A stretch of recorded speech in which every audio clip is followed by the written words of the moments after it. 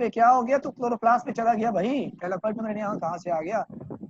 कौन देगा सर जवाब? Matrix. Matrix. Hasan, good, and आपने इस बारे में जवाब दिया, मैट्रिक्स। सो ये होगा मैट्रिक्स, माइटोकॉन्ड्रिया का इनर मेम्ब्रेन है मैट्रिक्स। और ये कौन सी जगह है तलहा? जी सर, कौन सी? ये हाँ जहाँ मैं कर्सर रख रहा हूँ। सर ये तो आउटर मेम्ब्रेन होगा, फिर वो स्पेस क्या कहते हैं उसको? मेरे बच्चों तुम लोग तो सब भूल गए हो, क्या कर रहे हो यार? देखो माइटोकॉन्ड्रिया डबल मेम्ब्रेन स्ट्रक्चर होता है ना, तो अगर ये इनर मेम्ब्रेन है तो अंदर मैट्रिक्स होगा, अंदर कंपार्टमेंट, और ये कहलाएगा इंटर मेम्ब्रेन स्पेस। क्या कहलाएगा? हाँ हाँ, इंटर, इंटर मेम्ब्रेन। सही हाँ सही सही। इंटर। तो ठीक है, माइटोकॉन्ड्रिया का स्ट्रक्चर दिखा दूं या समझ में आ गया? नहीं, आ गया आ गया। ठीक है, तो एक मेम्ब्रेन बाहर होगी, और इन बाहर वाली मेम्ब्रेन जो है और एक अंदर वाली, दोनों के दरमियान स्पेस है, ये इंटर मेम्ब्रेन है, और अंदर मैट्रिक्स है। तो ये मैट्रिक्स है, ये इंटर मेम्ब्रेन स्पेस है। गौर से देखो, आपको इस वक्त कितने प्रोटीन चैनल नजर आ रहे हैं इस मेम्ब्रेन के अंदर? फरवा कितने नजर आ रहे हैं प्रोटीन चैनल?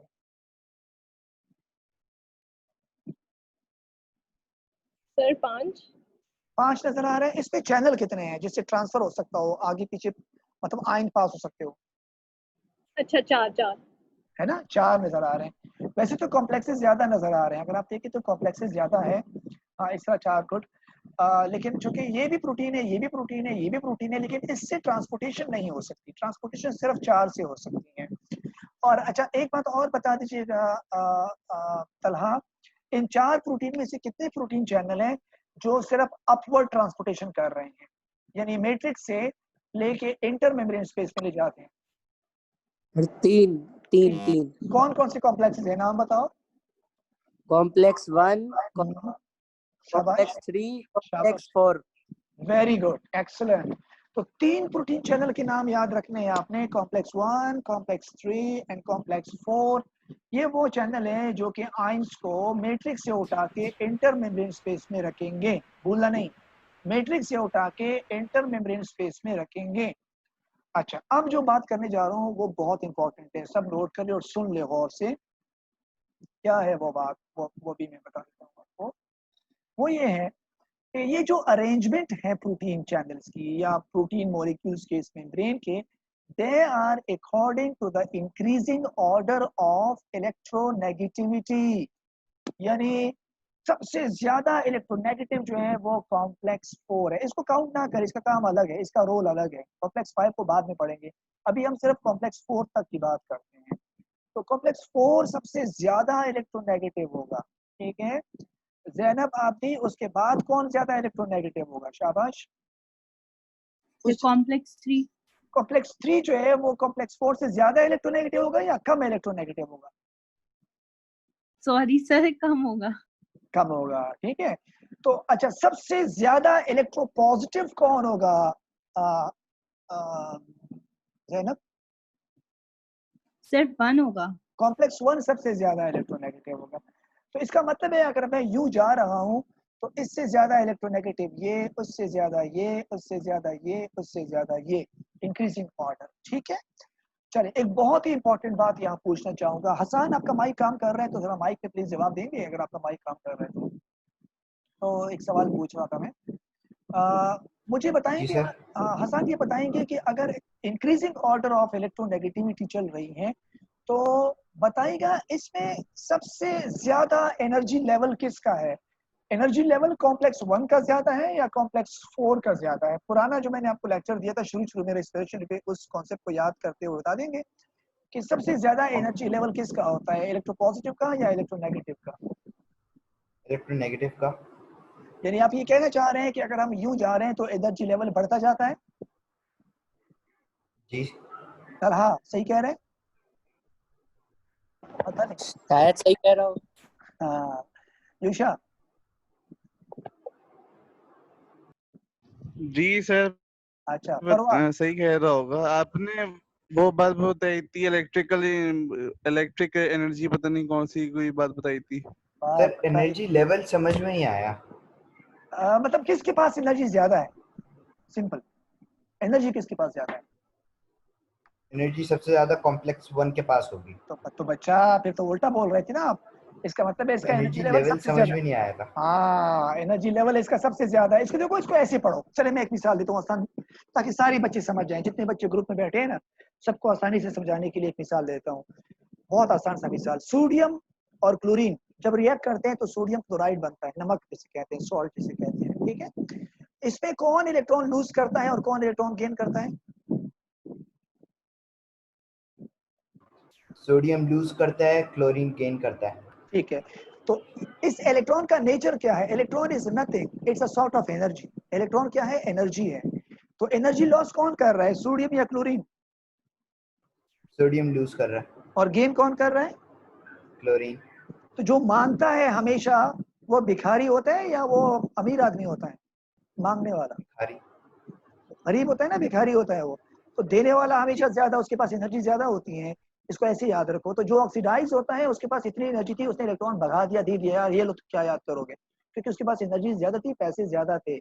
और जो रिसीविंग वाला होता है, जो इलेक्ट्रॉन गेन करता है, बाद में जब वो इलेक्ट्रॉन रिसीव करता है, उसका एनर्जी लेवल बढ़ता जरूर है, लेकिन रिएक्शन से पहले उसका एनर्जी लेवल हमेशा कम होता है। अब होपफुली आपको बात समझ आ रहा है। तो अगर ये बात समझ में आ गई तो फिर मुझे फरवा बता देगी। फरवा, अगर ये चीज समझ आ गई है, तो इलेक्ट्रॉन ज्यादा ताकत से कौन लेगा? Complex 1, complex 3, complex 4? Sir complex 4 सबसे ज्यादा ताकत से लेगा। सबसे ज्यादा। तो अच्छा फरवा ये बताओ कि अगर फॉर एग्जांपल कॉम्प्लेक्स 3 के पास इलेक्ट्रॉन पड़ा हो और कॉम्प्लेक्स 4 इसके करीब में पड़ा हो, तो क्या वो कॉम्प्लेक्स 3 से इलेक्ट्रॉन खींचेगा या नहीं खींचेगा? जी खींचेगा। ठीक है। और अगर कॉम्प्लेक्स 3 और कॉम्प्लेक्स 1 आपस में करीब करीब पड़े हो, या कॉम्प्लेक्स 3 और कॉम्प्लेक्स 2 का मुकाबला होगा, तो इलेक्ट्रॉन कौन लेगा? कॉम्प्लेक्स 3 सबसे ज्यादा खींचेगा। ठीक है। इसी तरह अगर 1 और 2 का मुकाबला होगा, तो तलहा कौन इलेक्ट्रॉन लेगा? 2 लेगा। 2 लेगा। शाबाश। और अगर कॉम्प्लेक्स 1 का मुकाबला, यूशा, अगर कॉम्प्लेक्स 1 का मुकाबला NaDH से होगा, तो अब बताओ कौन इलेक्ट्रॉन लेगा, कौन देगा? एक मिनट। NaDH कॉम्प्लेक्स 1 NaDH से लेगा कॉम्प्लेक्स 1। शाबाश। तो जब कॉम्प्लेक्स 1 NaDH से इलेक्ट्रॉन लेगा, तो NaDH ऑक्सीडाइज होगा, रिड्यूस होगा? एंड ये हो रहा है ऑक्सीडाइज। हाँ, और हमारा टारगेट क्या है? NaDH को ऑक्सीडाइज करना हमारा काम था, ठीक है। तो इसका मतलब ये हुआ। अच्छा, अब जरा दो चीजें देखो गौर से, तलहा, हसन, है ना बेटा, सब सुन लो। बहुत इंपॉर्टेंट पॉइंट जो सामने आ रहा है। इस कॉम्प्लेक्स के शुरू में कौन लगा है? जहां जहां मैं कर्सर रख रहा हूँ, नाम बताओ कौन है? NaDH। अच्छा, और ये कौन है? ऑक्सीजन। हाँ, तो राइट साइड पे आखिर में कौन है? जो सबसे ज्यादा इलेक्ट्रोनेगेटिव है वो ऑक्सीजन है, सही है। और लेफ्ट साइड पे जो सबसे ज्यादा इलेक्ट्रोपॉजिटिव है वो कौन है? इस तरह क्वेश्चन कर रही है, from complex 1 matrix to the intermembrane there are 2 hydrogen ions. But बेटा ये कहानी बाद में बताऊंगा। इसकी तरफ आएंगे, थोड़ा वेट कीजिएगा। अभी आप बहुत आगे चले गए। पहले जो मैं समझा रहा हूँ पहले उसको समझ लीजिएगा, ठीक है। चलिए मैं इसका जवाब दे देता हूँ। NaDH असल में NaDH के अंदर एक हाइड्रोजन नहीं है, दो है। इसको हम NaDH+H+ लिखते हैं। मैंने पहले समझाया था, अगर आपको क्लास याद हो। बुक में इसको NaDH लिखते हैं, लेकिन इसमें दो हाइड्रोजन है, एक प्रोटॉन है और एक हाइड्रोजन है। चले वापस आते हैं। अब बताओ, NaDH यहाँ लगा है, ऑक्सीजन यहाँ लगा है, तो अब जरा मुझे फरवा तरतीब बताओ।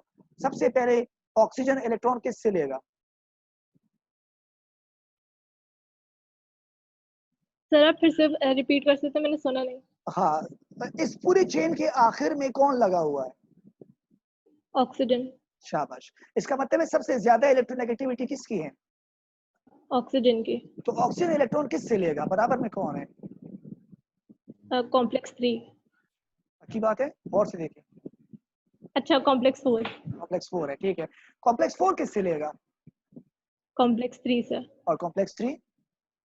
कॉम्प्लेक्स 2। और कॉम्प्लेक्स 2? कॉम्प्लेक्स 1। और कॉम्प्लेक्स 1? NaDH। शाबाश। इसका मतलब है यहाँ पे NAD स्प्लिट होगा, टूटेगा, इसका हाइड्रोजन मैट्रिक्स में रह जाएगा, और इसका इलेक्ट्रॉन कौन पकड़ लेगा? कॉम्प्लेक्स 1, ठीक हो गया। अच्छा, अब ये इलेक्ट्रॉन जब कॉम्प्लेक्स 1 पकड़ेगा और कॉम्प्लेक्स 1 के बराबर में कॉम्प्लेक्स 2 बैठा है, तो कॉम्प्लेक्स 2 जो है इससे इलेक्ट्रॉन खींचेगा। अब इलेक्ट्रॉन यहाँ हाई एनर्जी लेवल पे है, यहाँ लो एनर्जी लेवल है। जब इलेक्ट्रॉन हाई एनर्जी से लो एनर्जी में जंप करता है तो some sort of energy will be release, है ना, कुछ एनर्जी रिलीज होगी क्योंकि इलेक्ट्रॉन जंप कर रहा है। ये एनर्जी यूज होती है इस कॉम्प्लेक्स, यानी ये प्रोटीन चैनल है, समझिए कॉम्प्लेक्स जो है ना प्रोटीन चैनल है, ये चैनल बंद पड़ा होता है। इस चैनल को खोलने के लिए एनर्जी चाहिए होती है और वो एनर्जी इस इलेक्ट्रॉन के जंपिंग में जो एनर्जी रिलीज होती है वो इस चैनल को खोल देती है और इस मैट्रिक्स से हाइड्रोजन प्रोटॉन को पंप करके, एक्टिवली पंप का वर्ड इस्तेमाल कर रहा हूँ, पंपिंग होती है, एक्टिवली पंप करके इंटर मेम्ब्रेन स्पेस में दो हाइड्रोजन को, यहाँ असल में जो दो हाइड्रोजन लिखा है ये मैट्रिक्स से आ रहे हैं इंटर मेम्ब्रेन स्पेस में, लेकिन ये वापस जा नहीं सकते, जाने का रास्ता नहीं है। तो कहानी क्या हुई दोबारा बता देता हूँ। ऑक्सीजन आया यहाँ पे, बहुत भूखा था, उसको इलेक्ट्रॉन की जरूरत थी, उसने इससे इलेक्ट्रॉन मांग लिए, इलेक्ट्रॉन ले लिए। ये क्या हुआ, कॉम्प्लेक्स 4 क्या हुआ, ऑक्सीडाइज हुआ क्योंकि इसने इलेक्ट्रॉन लॉस कर दिए। तो ये जब ऑक्सीडाइज होगा तो ये चाहता हो वो रिड्यूस वापस हो जाए, तो वो इससे इलेक्ट्रॉन ले लेगा, खुद तो रिड्यूस हो जाएगा, इसको ऑक्सीडाइज कर देगा। अब ये रिड्यूस होना चाह रहा है, ये इससे इलेक्ट्रॉन लेके खुद क्या हो जाएगा, रिड्यूस हो जाएगा, इसको ऑक्सीडाइज कर देगा, यानी कॉम्प्लेक्स 2 को ऑक्सीडाइज कर देगा। कॉम्प्लेक्स 2 कॉम्प्लेक्स 1 से इलेक्ट्रॉन लेके खुद रिड्यूस हो जाएगा, इसको ऑक्सीडाइज कर देगा। कॉम्प्लेक्स 1 NADH से इलेक्ट्रॉन लेके खुद रिड्यूस हो जाएगा, इसको ऑक्सीडाइज कर देगा NAD+ में। और इस इलेक्ट्रॉन की जंपिंग में जो एनर्जी रिलीज होती है वो एनर्जी हाइड्रोजन आयंस को पंप करने में इस्तेमाल होती है from matrix into inter membrane space. अब चूंकि ये 3 चैनल है और ये चैनल नहीं है, इस पे पंपिंग नहीं होगी, 3 जगह पंपिंग होती है, 2 हाइड्रोजन यहाँ पंप हुए हैं, 4 हाइड्रोजन यहाँ पंप हुए हैं, 4 हाइड्रोजन यहाँ पंप। अब आप ये कहोगे कि सर ये NADH के पास तो सिर्फ 2 ही हाइड्रोजन थे, ये 4 कैसे आए, 4 कहाँ से आए, इतने सारे हाइड्रोजन कहाँ से आ रहे हैं?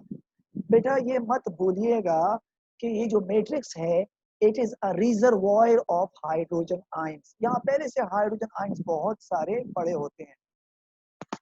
आवाज हल्की हो गई, अब सही है? जी सर। अच्छा ठीक है, तो इसका मतलब ये है कि आप ये मत बोलिएगा कि यार ये तो इस NADH से सिर्फ 2 ही हाइड्रोजन आए थे और अब ऊपर जो है yes energy is also yes एना, अब पंपिंग में एनर्जी बिल्कुल यूज होगी और वो एनर्जी यहाँ से आ रही है। अब आप अगर आपसे कोई पूछे कि वो एनर्जी कहाँ आती है, देखो इलेक्ट्रॉन जब यहाँ से जंप करेंगे ना यूं कॉम्प्लेक्स 2 में, तो हाई एनर्जी से लो एनर्जी में आ रहे हैं, तो उस पे जो एनर्जी रिलीज होती है वो जाया नहीं होती, वो इस पंपिंग में इस्तेमाल होती है। तो मैं इसकी मिसाल यूं दूंगा कि फॉर एग्जांपल अगर एक तालाब है पानी से भरा हुआ और उस तालाब में आप एक बाल्टी पानी डालते हो और फिर उससे एक बाल्टी पानी भरते हो, तो आप ये तो नहीं कहोगे ना कि ये मैंने वही पानी उठाया है जो मैंने तालाब में डाला था, वो भाई वो तो पहले से तालाब है, पानी बहुत सारा पड़ा हुआ है, तो यहाँ ऑलरेडी हाइड्रोजन आयंस पड़े होते हैं। और इस ये वो वाले हाइड्रोजन जरूरी नहीं है कि जो NADH से हाइड्रोजन आयन आ रहा है ये वही है, पहले से यहाँ हाइड्रोजन आयंस मौजूद होते हैं। जी बेटा ATP, मैं अभी इसका भी जवाब दूंगा, आपका बड़ा अच्छा सवाल है ना, इसका जवाब आखिर में दूंगा जब एनर्जी बजट पढ़ेंगे कि ATP का हिसाब किस तरह देना है, थोड़ा वेट कीजिएगा। सो इसका मतलब ये हुआ कि ये जो इलेक्ट्रॉन की जंपिंग से जो एनर्जी निकलती है वो हाइड्रोजन आयन की पंपिंग में इस्तेमाल हो रही है। तो आपने यहाँ 2 हाइड्रोजन पंप किए, यहाँ 4 हाइड्रोजन पंप किए और यहाँ पर 2 हाइड्रोजन आयन आपने पंप किए, तो टोटल एक NADH से इतनी एनर्जी निकलती है कि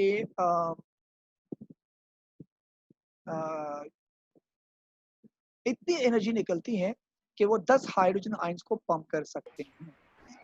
ठीक है, तो मेरे ख्याल में आप लोगों का टाइम हो गया है, इसको फिर इंशाल्लाह नेक्स्ट क्लास में मैं कंटिन्यू करूंगा कल।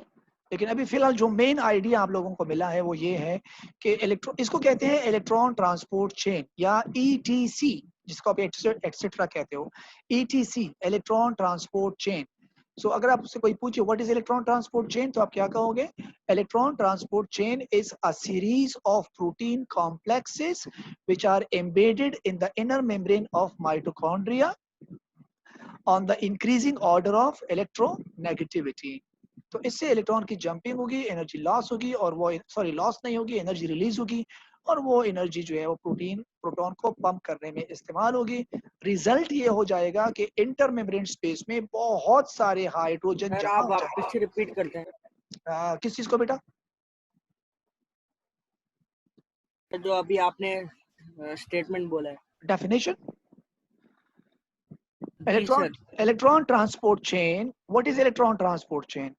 Electron transport chain is a series of protein complexes which are located या embedded in the inner membrane of mitochondria on the increasing order of electronegativity. यानी जो अरेंजमेंट है, जो सीक्वेंस है, वो इंक्रीजिंग ऑर्डर ऑफ इलेक्ट्रोनेगेटिविटी में है। और जब इलेक्ट्रॉन यहाँ से जंप करते हैं तो जंपिंग में जो एनर्जी रिलीज होती है वो एनर्जी प्रोटीन चैनल से हाइड्रोजन को पंप करने में इस्तेमाल होती है। बहुत सारे hydrogen ion inter membrane space में जमा हो जाएंगे और यहाँ हाइड्रोजन प्रोटॉन कम हो जाएंगे। इसलिए हम कहते हैं कि हमने ग्रेडियंट डेवलप किया, more potential gradient, higher potential gradient between the matrix and inter membrane space. ये जो हाइड्रोजन आपने यहाँ जमा किए हैं ना बहुत सारे, इन हाइड्रोजन के वापस आने का सिर्फ एक ही रास्ता है, वो यहाँ से आएंगे। इसको हम अगली क्लास में बताएंगे कि इसके वापस आते एटीपी कैसे बनती है। बेटा समझ आ गई बात? यहाँ तक क्लियर है अभी? है ना? क्लियर है?